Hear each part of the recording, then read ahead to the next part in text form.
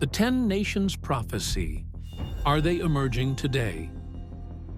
For centuries, Bible scholars have watched and waited for the rise of the 10 nations prophesied in the book of Daniel and the book of Revelation. Could it be that we are living in the very days where this ancient prophecy is finally coming to pass? But this isn't just speculation. What if I told you we can trace this movement step by step all the way to today? What if I told you that global alliances, secret meetings, and major shifts in world power could be setting the stage for the emergence of these 10 kings?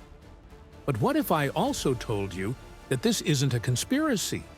It's happening right in front of our eyes. What if we're already too late to stop it? And if we are, you'll soon see how each event fits together like pieces of a puzzle with a terrifying final image. In this video, we are going to uncover the truth about the 10 nations prophecy, explore the evidence, and ask the ultimate question: are we on the verge of seeing prophecy fulfilled before our eyes? And if we are, then how much time do we have left before it's too late? Because once the final pieces are in place, there will be no turning back. Daniel 7 verse 7 says, "And behold, a fourth beast, dreadful and terrible, and it had 10 horns." The warning signs are already here, and what comes next will change everything. What did Daniel see? And how does this connect to the final world empire described in Revelation? You won't believe what we're about to reveal. Once you see the connection, you'll never look at current world events the same way again. And once you do, you might wish you hadn't. Imagine standing on the shore of a vast, raging sea. The winds howl, the waves crash, and suddenly, out of the depths, something monstrous appears. Not just one beast, but 4, each more terrifying than the last. What Daniel saw that night wasn't just a nightmare. It was a divine revelation of the future. This vision, found in Daniel 7, has baffled scholars for centuries. But today, we are closer than ever to seeing its fulfillment. And if we're right about this, the implications are terrifying. Because if this prophecy is unfolding now, what happens next could shake the world to its core. The first beast, a lion with eagle's wings. Most scholars agree that this represents Babylon, a mighty empire that ruled with strength but later became weak. But what if I told you that remnants of this empire still exist today, in ways few people have even considered? The second beast, a bear, raised up on one side, Medo-Persia, a dual empire, with one side stronger than the other, devouring its enemies. The third beast, a leopard with 4 heads and wings. This is the Greek Empire, led by Alexander the Great, who conquered the world at lightning speed. But after his death, his empire was divided into 4 parts. And then came the fourth beast. This is where things take a turn for the worst, because this beast isn't just another empire, it's something far more dangerous. But what if its return is already underway? This one wasn't like the others. It wasn't an animal that could be easily named. It was something far worse. Daniel describes it as dreadful, terrifying, and extremely strong. This beast had iron teeth that crushed everything in its path. It devoured whole nations. It trampled over the world. This, my friends, is the Roman Empire. The Romans ruled with an iron fist. Their military was unmatched, their influence vast. But here's the key. Daniel saw something else about this beast, something unnatural. This beast had 10 horns, and what he saw may be forming right now, at this very moment. If so, the countdown has already begun. And we may be further along than we realize. And in Daniel 7 verse 24, the meaning is revealed. The 10 horns are 10 kings, who shall arise from this kingdom. So, what does this mean? Here's where it gets interesting. These 10 kings aren't just historical rulers. The prophecy suggests that in the last days, a final version of the Roman Empire will emerge. And at its core, 10 leaders, 10 rulers, 10 nations. Could it be that these 10 kings are rising right now? And if so, what happens next? Because if this system is established, there will be no escape. The Bible doesn't just mention the 10 kings once. We see them again in the book of Revelation, a book filled with visions of the final days. And what we find there? It connects directly to Daniel's prophecy. Let's read it together. Revelation 17, verse 12 to 13. The 10 horns which you saw are 10 kings who have received no kingdom yet, but they receive authority for 1 hour with the beast. These are of one mind, and they will give their power and authority to the beast. John, the writer of Revelation, was given a vision of the final world empire. And just like Daniel, he saw the 10 kings. But here's where things take a darker turn. These 10 rulers don't just govern, they give their power away. And when they do, the world as we know it will never be the same again. And by the time most people realize it, it will be far too late. Who is this beast? And is he already among us? And what does it mean that they will reign for 1 hour? The answer to that question may be the most disturbing part of this entire prophecy, because it suggests that the final phase is closer than we ever imagined. The phrase, for 1 hour, doesn't necessarily mean 60 minutes. In prophetic language, it means a short, intense period of time, a flash of power, a moment in history that will shape the fate of the world. This confirms what Daniel saw. These 10 rulers rise together, but their reign is brief. Why? Because their purpose is to prepare the way for the Antichrist. But how will they do it? And what role do modern world leaders play in this plan? The scariest part? We may already be seeing the first steps. For years, scholars and theologians have debated, who are these 10 kings?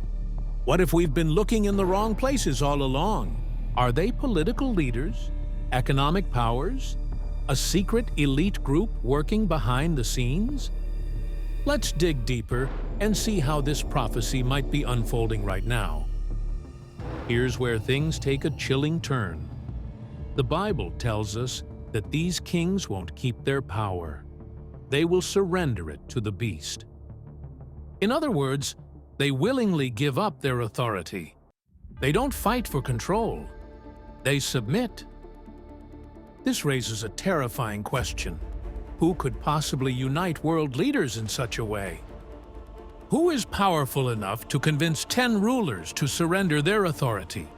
And more importantly, what is waiting on the other side of that surrender? Who could command loyalty on a global scale? And more importantly, have they already taken the stage? Could we already be seeing the rise of this mysterious leader? And if so, how much longer until he takes full control? We are living in times of unprecedented change. Never before have nations, economies, and governments been so interconnected. Which means the window for preparation is closing. The signs are lining up, the alliances are forming, the world is preparing for something massive. And the pieces are moving into place faster than anyone expected, which means the window for preparation is closing. And as prophecy warns us, once the 10 kings rise, the end game begins. So the question remains, are we already witnessing the rise of the 10 kings? And if so, how much time do we really have left? Because once power is consolidated, freedom disappears. For decades, Bible scholars have debated who these 10 kings will be and where they will come from. Some dismissed it as symbolism. But today, we're witnessing something that cannot be ignored: a restructuring of global power, the likes of which we've never seen before. The question is not if the 10 nations will emerge, it's whether they're already taking shape right now. And if they are, the next phase of prophecy will unfold faster than most people realize, and by then, no one will be able to stop it. Let's look at the evidence. The world we once knew is changing before our eyes. Nations are no longer operating independently. They're merging into alliances, trading blocs, and military coalitions. Some of these global alliances may very well be the foundation for the 10 kings Daniel and John foresaw. But are they forming naturally? Or is someone orchestrating their rise? And if someone is, what's their ultimate goal? If there's one alliance that scholars and researchers have long watched as a potential fulfillment of the 10 nations prophecy, it's the European Union. But could this alliance be the missing key to understanding everything? For decades, many have speculated that the final world empire described in Daniel 7 and Revelation 17 could rise from the very place where the ancient Roman Empire once ruled. And if that's the case, Europe isn't just another global power. It could be the foundation of the prophesied 10 kings. And the evidence for this is more compelling than most people would ever expect. Yet somehow, most people aren't even paying attention. The European Union began as an economic partnership after World War II, with the goal of ensuring that Europe would never again be torn apart by war. But what started as a small trade agreement quickly grew into a powerful political and economic superstate, controlling policies for 27 nations. And here's where it gets interesting. The EU has been restructuring itself, pushing for a smaller, more centralized leadership. But who is truly behind this restructuring? For years, leaders have debated whether the EU should be streamlined into a core group of 10 nations. And guess what? That idea is still on the table today. Now, if you think this 10-nation theory is far-fetched, you may be surprised to learn that a 10-nation military alliance has already existed within Europe. It was called the Western European Union, WEU, and it was a defense organization that lasted from 1954 to 2011. And guess how many nations it had? Exactly 10. For years, prophecy watchers pointed to the WEU, believing it could be the foundation of the 10 kings. But in 2011, it was dissolved. Or was it? Because history has a way of hiding things in plain sight. What if instead of disappearing, its influence only became stronger? And if that's true, then the groundwork has already been laid. Some argue that rather than disappearing, the power of the WEU was quietly absorbed into the EU itself. And that brings us to today, where European leaders are once again pushing for a smaller, more powerful coalition at the center of the EU. Right now, the European Union is at a crossroads. With political instability, economic challenges, and rising global threats, some leaders are demanding major changes. French president and other top EU officials have repeatedly suggested that the EU must streamline leadership, and some believe that could mean restructuring into 10 primary nations or regions. Could they be unknowingly or deliberately shaping the very structure that prophecy foretold? And if it's deliberate, who is really pulling the strings? In fact, some proposals have already been drafted suggesting that the EU move toward a 10-region model. Could this be the exact structure that Daniel and Revelation predicted? And if so, we may be closer to the end than we ever imagined, and closer than most people are willing to accept. Could we be watching the final form of the Roman Empire taking shape before our eyes? And if so, then history is repeating itself in the most dangerous way possible. Now, let's connect some dots. The Bible's prophecy about the 10 kings comes from Daniel's vision of the 4 great empires: Babylon, Medo-Persia, Greece, and Rome. The final kingdom, the one with 10 horns, comes from Rome. But what if that empire never really ended, and is now rising once again? If it never truly fell, then its return was inevitable.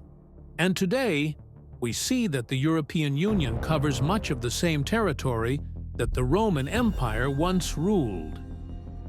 This has led many to believe that the EU is the prophesied revived Roman Empire, the one that will ultimately hand power to the final world ruler. And here's where it gets even more eerie. Because what we're about to reveal changes everything. One of the most compelling pieces of evidence that the 10 nations could already be forming is hidden in plain sight, within the structure of the United Nations itself. The idea of dividing the world into 10 regions is not just a theory, it is a documented fact. In the past, the United Nations has outlined a plan that splits the entire globe into 10 geopolitical and economic regions. While the publicly stated reason for this division was for better coordination of global policies, many researchers and scholars have pointed out how eerily similar this structure is to the 10 Kings prophecy, found in the books of Daniel and Revelation. The United Nations was established after World War II with the goal of maintaining international peace and security.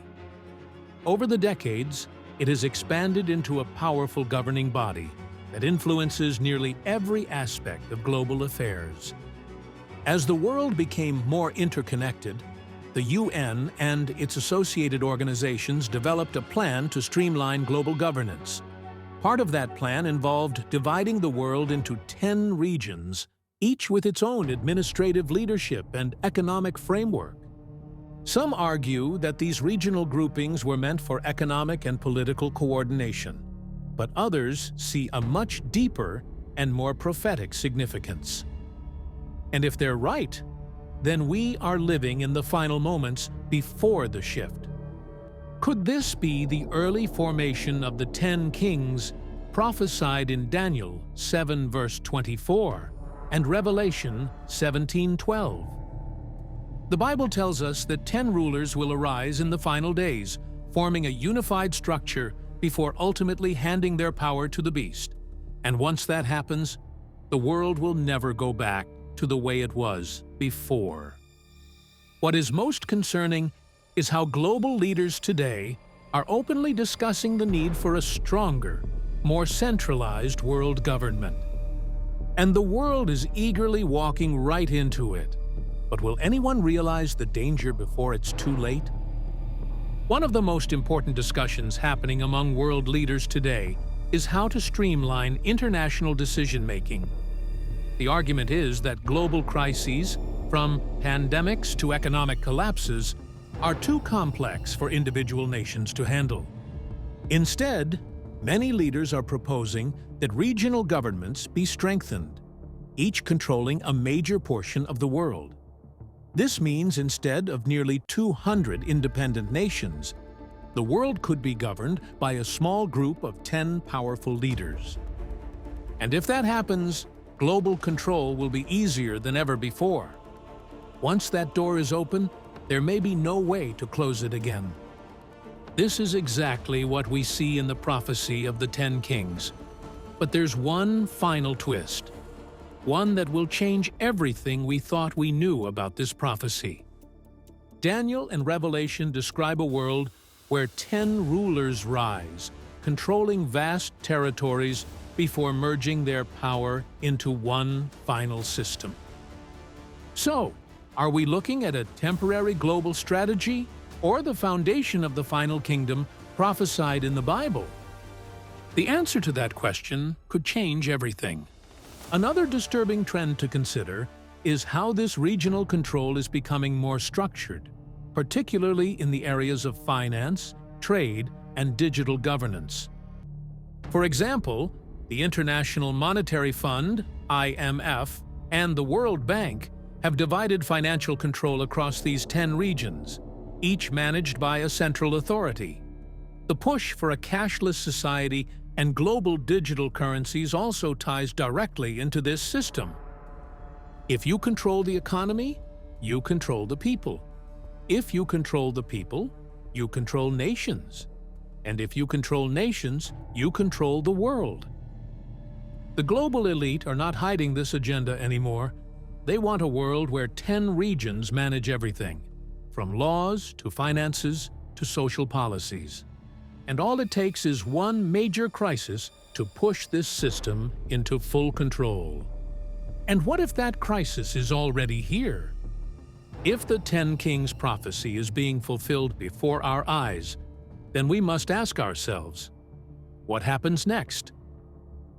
When people think of a 10-nation coalition, they often focus on politics. But what if the 10 kings aren't politicians at all? What if they are military rulers, leading the most powerful armed forces on Earth?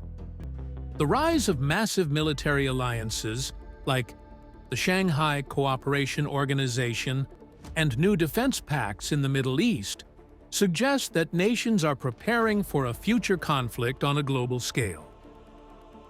Some scholars speculate that the final 10 kings could be military rulers, uniting during a time of war or great crisis. And when the time is right, they may give their power and authority to the beast. If that's true, then who is already in place, waiting for the right moment to act? Could we be seeing the early formation of this final kingdom? The evidence is growing stronger every day. If the 10 kings are truly forming in our time, then we must look beyond just military alliances and political power. The Bible is clear. Economic control will be at the heart of the final world system. Revelation 13:16-17 gives us a chilling warning. And he causes all, both small and great, rich and poor, free and slave, to receive a mark on their right hand or on their foreheads, and that no one may buy or sell except one who has the mark. This means that the final world empire will not only govern nations, it will control commerce itself. And today, we are watching a financial shift that could set the stage for this very system. The G10 is one of the most powerful financial alliances in history. These 10 nations dominate global banking, international trade, and monetary policy. But here's the key. They have the power to influence worldwide economies with just a few decisions. When the G10 central banks make a move, the entire global market feels it. Could this group, or an evolution of it, become the financial backbone of the prophesied 10 kings? Some believe that as the world descends into economic instability, these 10 nations will consolidate power. They will not just influence global finance, they will control it. And when the time is right, they could hand over their authority to a single world leader, just as Revelation 17:13 warns. These are of one mind, and they will give their power and authority to the beast. One of the biggest economic shifts happening today is the move toward a global digital currency. Many of the world's most powerful financial institutions, including those connected to the G10, are actively developing central bank digital currencies, CBDCs. Unlike traditional money, CBDCs would allow governments to track, monitor, and regulate every financial transaction in real time.